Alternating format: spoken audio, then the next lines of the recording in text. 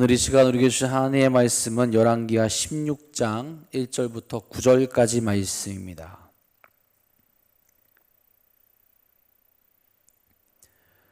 열왕기하 16장 1절부터 9절까지 말씀입니다.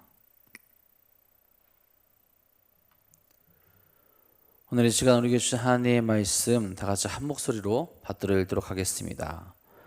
르말야의 아들 베가 제17년에 유다의 왕 요담의 아들 아하스가 왕이 되니 아하스가 왕이 될 때 나이가 20세라. 예루살렘에서 16년간 다스렸으나 그의 조상 다윗과 같지 아니하여 그의 하나님 여호와께서 보시기에 정직히 행하지 아니하고 이스라엘의 여러 왕의 길로 행하며 또 여호와께서 이스라엘 자손 앞에서 쫓아내신 이방 사람의 가증한 일을 따라 자기 아들을 불 가운데로 지나가게 하며 또 산당들과 작은 산 위와 모든 푸른 나무 아래에서 제사를 드리며 분향하였더라. 이때 아람의 왕 르신과 이스라엘 왕 르말야의 아들 베가가 예루살렘에 올라와서 싸우려 하여 아하스를 에워쌌으나 능히 이기지 못하니라. 당시 아람의 왕 르신이 엘랏을 회복하여 아람을 돌리고 유다 사람을 엘랏에서 쫓아내었고 아람 사람이 엘랏에 이르러 거기에 거주하여 오늘까지 이르렀더라. 아수르 왕 디글랏 빌레셀에게 사자를 보내 이르되 나는 왕의 신복이요 왕의 아들이라. 이제 아람 왕과 이스라엘 왕이 나를 치니 청하건대 올라와 그 손에서 나를 구원하소서 하고 아하스가 여호와의 성전과 왕궁 곳간에 있는 은금을 내어다가 아수르 왕에게 예물로 보냈더니 아수르 왕이 그 청을 듣고 곧 올라와서 다메섹을 쳐서 점령하여 그 백성을 사로잡아 기르로 옮기고 또 르신을 죽였더라. 아멘. 오늘도 우리를 거룩한 길로 인도하시며 또 우리에게 바라봐야 될 것을 바라보게 하시는 하나님만 우리 바라보며 나아가는 귀한 하루 되시기를 간절히 소망합니다. 여러분, 우리는 믿음의 생활을 하면서도 세상을 의지하고 또 세상의 방법들을 찾아볼 때가 간혹 있죠. 많은 신앙인들이 다양한 위기와 도전 앞에서 믿음의 길을 든든히 세워갈 때도 있겠지만 급하고 또 뭔가 흔들릴 때는 이 세상적인 해결책을 찾아볼 때도 분명히 있습니다. 어찌 보면 우리 인간의 연약함이죠. 바울은 왜 이런 모습이 우리에게 생기는가에 대해서 옛사람 때문이라고 그렇게 이야기를 합니다. 오랜 세월 동안 유혹의 욕심을 따라 형성되어진 또 굳어져 버린 그 구습이 우리 안에 생기게 되었고 그것을 따라 하나님의 길이 아닌 죄의 길로 나아가려 한다라는 거죠. 그 방법이 더 쉬워 보이고 더 합리적이어 보이고 나에게 이득이 많을 것 같은 생각이 들게 합니다. 물론 여러분 당장은 그럴 수 있어요. 내 눈앞에 보이는 결과가 당장은 그럴 수 있지만 한 멀리 본다면 결국 그런 삶은 우리에게 득이 되는 것이 아니죠. 하나님으로부터 멀어지는 삶을 가져오게 되는 것이고 죄로 가득한 삶, 그래서 내 삶이 더 엉망이 되어져 버리는 그런 모습으로 나아가게 된다라는 거죠. 우리의 우선순위가 이렇게 바뀔 때가 있다라는 겁니다. 기도하고 결정하는 것이 느리고 오래 걸린다라고 생각하며 하나님의 응답이 더디다고 생각해서 내가 결정하고 하나님의 그 결정을 따라 하나님께서는 그 결정을 따라달라고 요구하게 된다라는 거예요. 순서가 바뀌죠. 하나님께 묻고 하나님의 뜻이 맞습니까? 하나님 길로 나아가겠습니다가 아니라 내가 결정하고 하나님 내가 결정했으니 제 뜻대로 도와주십시오 하고 기도한다라는 거죠. 참 우리가 그런 실수를 하게 많습니다. 언제까지 기도만 해야 되는 것은 아니겠지만 그 묻는 것조차도 하지 않고 기도조차 하지 않을 때가 많다라는 거죠. 여러분, 기도는 하나님의 뜻을 따라가는 가장 중요한, 가장 기초적인, 가장 핵심이 되는 방법입니다. 이러한 중요한 일을 하지 아니하고 내 뜻대로 행한다면 우리 삶에서 하나님의 뜻이 어디에 나타나겠습니까? 더 쉽고 더 좋은 방법, 더 합리적인 방법이 아니라 하나님의 방법, 하나님의 뜻, 하나님의 일을 바라보며 나아가는 우리 모두가 될 수 있기를 간절히 소망합니다. 오늘 말씀에서 유다의 왕으로 아하스가 등장하죠. 1절에 말합니다. 르말야의 아들 베가 제17년에 유다의 왕 요담의 아들 아하스가 왕이 되니. 요담의 아들이라고 소개하면서 오늘 말씀을 전개하게 되는데 16장을 보게 되면 조금 의아한 부분이 있어요. 무엇이냐면 좀 길어요. 그래서 아하스 왕을 소개하는데 조금 깁니다. 특별히 그 전에 요담이라는 왕이 있는데, 요담이라는 왕은 하나님 앞에 보시기에 정직한 왕으로 기억되지만 단 7절만으로 그의 행적을 소개하는데, 아하스는 다소 긴 한 20절 정도로 그의 이야기를 진행하게 돼요. 왜 그럴까? 왜 그렇게 이야기를 할까요? 자, 그 이유는 열왕기하가 쓰여진 목적이 있기 때문에 그래요. 무엇이냐? 왜 이스라엘이 멸망했는지에 대해서 관심이 있기 때문에 그렇습니다. 이 백성이 왜 멸망해야 했고, 이 백성이 왜 이렇게 힘들어야 했고, 그럼 이 백성이 어떤 것을 깨달아야 할까? 그들이 잊었던 것이 있기 때문에 그렇습니다. 무엇이냐? 하나님을 따르지 못했고, 다윗 왕이 보여줬던 그 믿음의 길을 가지 못했고, 이 왕들이 그 길에서 벗어났기 때문에 우리가 멸망할 수밖에 없었구나라는 걸 가르쳐주고 묵상하고 깨닫게 하기 위해서 이 악한 왕의 모습을 또 더 길게 설명하게 되는 거죠. 이전에 말합니다. 아하스가 왕이 될 때 나이가 20세라 예루살렘에서 16년간 다스렸으나 그의 조상 다윗과 같지 아니하여 그의 하나님 여호와께서 보시기에 정직히 행하지 아니하고, 여호와 보시기에 정직하게 행하지 아니한 왕으로 보고 있습니다. 왜 하나님의 말씀을 따르지 않은 왕의 이야기, 그 이야기가 더 길게 나타나는지를 우리로 하여금 한 번 더 생각하게 하고, 특별히 무엇으로 하여금 다윗 왕에서부터 더 멀어지게 되었는지를 나타내주고 있다라는 거죠. 여러분, 아하스가 이스라엘 다스린 기간이 16년이죠. 그 시간 동안 나온 그의 평가는 무엇이냐? 먼저는 그의 조상 다윗과 같지 않았다라는 거예요. 열왕기에서 왕을 평가하는 기준은 다윗입니다.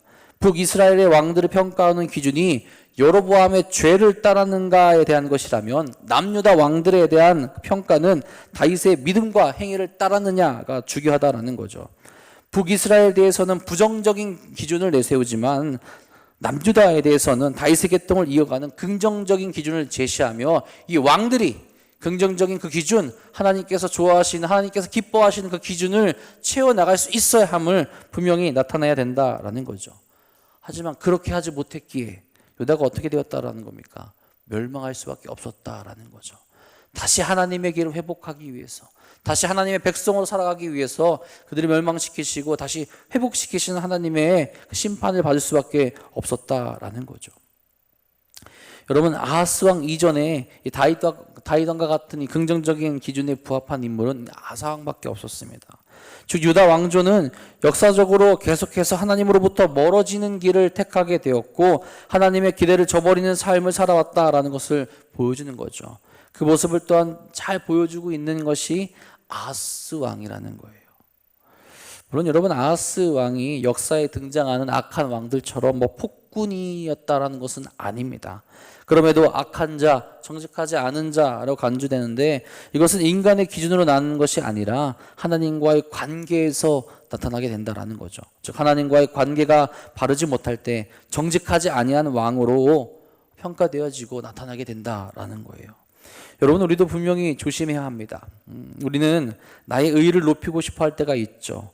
내가 무언가를 했을 때 내가 할 수 있기에 나의 길로 가려 한다라는 거죠. 하나님께 여쭙지 않고 하나님의 길이 아니라 내가 만들어 놓은 길, 더 편해 보이는 길, 그 길로 가면 되지 않을까 그렇게 생각하며, 하나님께서 기뻐하지 않으실 때도 분명히 있을 텐데도 불구하고 그 길을 고집하며 나아가게 된다는 거죠. 여러분, 세상은 괜찮다 이야기할 수 있지만 하나님 앞에서 죄가 되는 일들이 분명히 우리 가운데 있을 수 있다는 겁니다. 그런 일들을 내려놓으시고 다시 하나님 앞에 나아가서, 오늘은 다윗에 대해서 다윗의 기준으로 이스라엘 왕을 이야기하지만 우리는 하나님 말씀을 기준으로 말씀에 합한 인물들이 되고 있는가 늘 돌이켜볼 수 있기를 간절히 소망합니다. 예전에 제가 대학교에서 이제 기독교 동아리 활동을 할 때 참 바빴던 시기가 있어요. 군대 가기 전이었는데 한 6개월 동안 일주일 내내 학과에서 부학회장으로 일하고, 동아리에서는 총무로 찬양팀 리더로 일했었고, 교회에서는 아동부 교사로, 그리고 청년부에서는 찬양팀으로. 그러니까 제가 일주일 시간을 계산해 봤더니 단 하루도 쉬는 날이 없었어요. 너무너무나도 바쁘게 돌아가는데, 그렇게 바쁘게 하다 보니까 이게 은혜로 하는 게 아니라요, 제 나름대로의 패턴을 만들고 제 나름대로의 길을 만들어서 그걸 정해놓고 하게 되더라고요. 여러분, 그 삶이 은혜가 될까요? 은혜가 되지 않아요. 너무너무 힘들고 나의 힘을 하게 되고 내가 계획해 놓은 거에서 뭔가 빠지게 되면 너무나 힘들어서 화가 날 때도 있는 거예요. 그러다 보니까 제가 이제 그 6개월만 하고 이제 군대로 도망갔거든요. 즐겁지 않으니까, 행복하지 않으니까, 하나님께 주신 길이 아니라 뭔가 내가 만들고 있는 그 길을 가게 되니까 하기 싫고 화가 날 때가 더 많고 은혜가 쌓이지 않는다라는 거죠. 하나님의 일을 하면서 사역을 하면서 거룩한 일들을 바라봐야 되고 하나님께 여쭙고 기도하고 힘을 얻어야 되는데 그런 것 하나 없이 나의 영광을 위해서 내가 잘하는 걸 보여주기 위해서 하다 보니 지치기만 할 뿐이라는 거죠. 여러분, 그런 모습이 우리에게 혹시 있지 않은가 돌이켜보면 나갈 수 있게 간절히 소망합니다. 여러분, 아하스 왕이 그런 모습들이 더 악하게 나타나고 있다는 거예요. 3절 4절에 말합니다. 이스라엘의 여러 왕의 길로 행하며 또 여호와께서 이스라엘 자손 앞에서 쫓아내신 이방 사람의 가증한 일을 따라 자기 아들을 불 가운데로 지나가게 하며 또 산당들과 작은 산 위와 모든 푸른 나무 아래에서 제사를 드리며 분향하였더라. 아하스에게는 다른 왕들과 다르게 예외적인 평가가 붙습니다. 무엇입니까? 이스라엘의 여러 왕들의 길로 행했다라는 거예요. 이것은 다윗과 같지 않는다라는 것을 넘어서서 여호와 앞에서 더 가증한 모습으로 나아갔다라는 것을 의미합니다. 이스라엘의 여러 왕들의 길이 무엇입니까? 바로 우상 숭배를 했다라는 거죠. 우상 숭배를 하며 아하스는 그 이방 사람들의 가증한 일을 따라갑니다. 정말로 해서는 안 되는 일, 하나님께서 이 가나안 땅을 정복하면서 없애버렸던 이방 사람들의 그 전통과 그 문화와 그 죄의들을 따라가죠. 자기 아들을 불로 태워 제물로 드리는 바치게 되는 그 일들 또한 보이게 됩니다. 이것은 이방 사람들이 몰렉에게 바치는 인간 제사를 의미한다라고 해요. 이방 사람들은 전쟁이나 재난이 이 몰렉이란 신의 노용으로 일어나는 것으로 보고 자신의 자녀들을 태워 제물로 드렸다라고 합니다. 아하스도 아마 아람과 르신과 북이스라엘 왕 베가가 침공한 것으로 인하여서 아마 이렇게 행동하지 않았나 하게 짐작을 해요. 얼마나 끔찍한 제사입니까? 제물이 될 이가 불을 지나간다라는 것은 정화하기 위한 의식이고 그 뒤에 제단에서 사륙이 행해졌을 것이라는 거죠. 아주 사악한 제사 중에 하나라고 할 수 있죠. 하나님께서 금지한 일이시고 하나님께서 가증히 여기시는 일이고 하나님께서 그 없애버린 그런 일들인데 아하스가 이런 일을 행했다라는 것은 종교적인 타락에 극에 달했다라는 것을 명확하게 보여준 대목입니다. 이러한 모습이 결국 남유다를 심판받게 하는 길로 인도하게 되었다라는 거예요. 그리고 그는 하나님의 전이 아닌 하나님이 허락하지 않은 곳에서 이방신들을 위해서 제사 지내는 모습 또한 보이게 됩니다. 신명기에서 보면 하나님께서는 하나님이 택하신 곳에서만 번제를 드리며 하나님의 명령을 성전에서 행하라라고 그렇게 나와 있습니다. 그리고 우상 숭배의 장소는 모두 파괴하라고 말씀하죠. 그렇지 않는다면 그것으로 말미암아 심판의 대상이 될 수 있다라고 분명히 말씀을 하셨어요. 그런데 아하스는 그것을 깨닫지 못하고 그 심판의 길로 뭔가 당당히 걸어가는 것처럼 행하고 있다라는 거죠. 여러분, 우리도 바라봐야 됩니다. 하나님의 말씀 가운데 우리 명령하신 것, 우리 지키라고 하신 것, 우리로 날마다 기억하며 행하라고 하신 것, 그런 것들이 분명히 있습니다. 우리가 근데 그런 것들을 잊고 심판의 길로 나아가고 있지는 않은가 돌아봐야 된다는 거예요. 세상의 길을 닮아가고 세상의 것을 따라가고 세상의 것을 먼저 바라보며 그것을 나타내려고 하고 있지는 않을까. 혹 우리의 삶에 하나님이 가증히 여기는 일들이 너무나도 많이 들어와 있지 않은가 돌이켜볼 수 있어야 된다는 거죠. 하나님보다 더 사랑하고 의지하는 것들이 있다면 우리가 내려놓을 수 있어야 되고요. 바로 그 정직한 길, 하나님께서 기뻐하시는 그 길로 온전히 걸어갈 수 있기를 간절히 소망합니다. 이런 상황이 이렇게 흘러가다 보니 아하스는 하나님을 의지하는 것을 완전히 잊어버리죠. 자, 오늘 말씀에서 전쟁이 납니다. 아람의 왕 르신과 이스라엘 왕 베가가 예루살렘을 공격하게 돼요. 위기 가운데 있습니다. 여러분, 이렇게 위기 가운데 있을 때 남유다는 누구를 의지해야 되죠? 하나님을 의지해야 되죠. 그들을 지키시고 그들을 보호하시고 그 땅 가운데 서게 하신 하나님을 다시 기억하며 우리의 힘으로는 할 수 없었던 일들을 가능케 하신 하나님께 나아가야 하는데 아하스는 더 큰 나라를 의지합니다. 7절에 말하죠. 아하스가 아수르 왕 디글랏 빌레셀에게 사자를 보내 이르되 나는 왕의 신복이요 왕의 아들이라.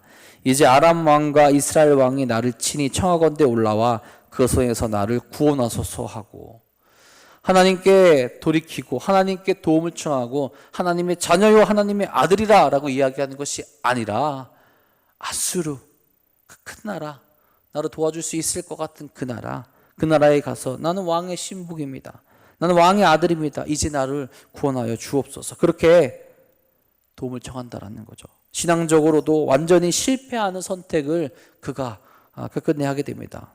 하나님의 도우심과 인도하심을 구하기보다는 인간적인 권력, 세상의 힘을 택하게 되는 거죠.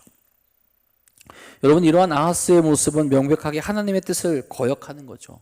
이사야 7장 3절에서 17절에 보면 하나님께서 아하스에게 선지자 이사야를 보내셔서 그들을 두려워하지 말아라, 이스라엘 왕과 아람 왕을 두려워하지 말아라, 그들의 계략은 분명히 무너질 것이다 라고 이야기하십니다.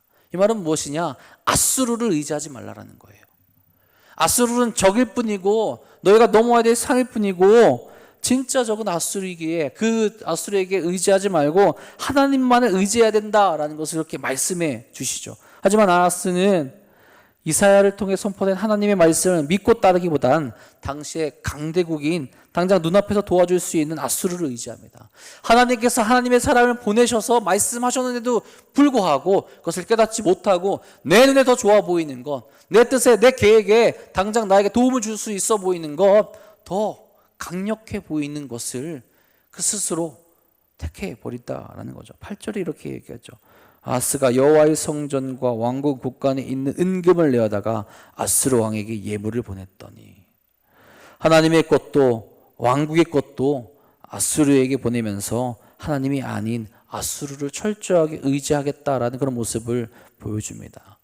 여러분, 이 선택으로 유다는 어떻게 됩니까? 아수르에게 종속되어져 버리는 그런 상황으로까지 나아가게 되죠. 여러분, 우리의 눈으로 볼 때 당장 편하게 해결할 수 있는 그런 길들이 보일 때가 있습니다. 하지만 그에 앞서서 우리가 해야 할 것은 하나님의 뜻을 구하는 거죠. 하나님께서는 계속해서 우리에게 말씀하시죠. 세상의 길이 아니라 하나님의 길, 하나님의 뜻, 내가 너희와 함께하고 있는 것, 내가 너희에게 약속한 것, 그것을 붙들고 그것을 바라보며 거룩한 길로 나아가야 한다라고 말씀하십니다. 내 생각, 내 판단을 내려놓고 하나님이 과연 기뻐하시는 일이 무엇인가를 바라볼 수 있기를 원하고 계시다라는 거예요. 여러분, 정말로 우리의 삶을 보면 하나님께서 기뻐하실까요? 하나님께서 인도하시는 그 길로도 나아가고 있습니까? 여러분, 그것을 잊게 된다면 우리의 삶은 죄로 가득한 삶, 하나님의 뜻을 물리치는 그런 삶으로 나아가게 된다라는 거죠. 이스라엘을, 남유다를 멸망으로, 심판으로 몰고 갔던 그런 왕들의 모습이 아니라, 가증한 모습을 내려놓고 세상의 방법을 택하는 것이 아니라 하나님의 방법으로 하나님만을 의지하며 하나님의 말씀을 따르며 하나님께 나아가셔서 오늘도 승리의 길로, 또 은혜의 길로 나아가시는 우리 사랑하는 돈단동교회 성도님들 되시기를 주님의 이름으로 축복하고 축원합니다. 기도하겠습니다. 사랑의 주님, 오늘도 우리로 그 거룩한 길로, 그 은혜의 길로 인도하시니 진심으로 감사를 드립니다. 이 세상의 헛된 일들, 이 세상이 옳다고 말하는 것들, 이 세상의 지혜라라고 이야기하는 것들에 우리의 마음을 뺏기지 아니하고 거룩하고 복된 하나님의 말씀만을 바라보며 기도하며 부르짖으며 나아갈 수 있는 그 마음을 우리에게 허락하여 주시옵소서. 우리의 마음이 어디에 있습니까? 우리의 삶이 지금 어디를 향하고 있습니까? 세상이 아니라 하나님께서 우리에게 가르쳐 주신, 오늘도 우리에게 약속하신 그 약속을 붙들고 거룩하고 복된 길로 나갈 수 있도록 인도하여 주옵소서. 이 세상 가운데 우리가 승리할 수 있는 것은 나의 힘이 아니요, 세상을 의지하는 것이 아니요, 오직 하나님께 나아가게 될 때 세상에서 우리가 승리할 수 있고 세상을 변화시킬 수 있는 그 거룩한 길로 가게 됨을 분명히 믿습니다. 오늘도 우리에게 그 믿음, 그 용기, 모든 것을 부어주사 하나님의 영광만을 나타낼 수 있도록 인도하여 주시옵소서. 정말 하나님께서 기뻐하시는가? 정말 하나님께서 인도하신 길인가? 그것을 잊지 않고 오늘도 나아가 오늘 우리 삶 가운데 기쁨이 넘치고 평화가 넘치고 감사가 넘치는 삶으로 나아가게 하여 주옵소서. 오늘도 주 앞에 나와 부르짖는 이들이 있습니다. 주여 저들의 기도 들어주시옵고 사랑하는 주님을 따라서 오늘도 행복하고 기쁜 날을 보내게 하여 주옵소서. 전국적으로 비가 많이 내리고 있습니다. 주여 이 비로 인하여서 피해가 없게 하여 주시옵고 하나님의 은혜를 날마다 경험할 수 있고 하나님께 더욱더 기도할 수 있는 이 나라 이 백성 될 수 있도록 채워 주옵소서. 오늘도 주님께서 우리 생명의 길로 은혜의 길로 인도하실 것 믿사오며 우리 사랑하신 예수님의 이름으로 감사하며 기도합니다. 아멘.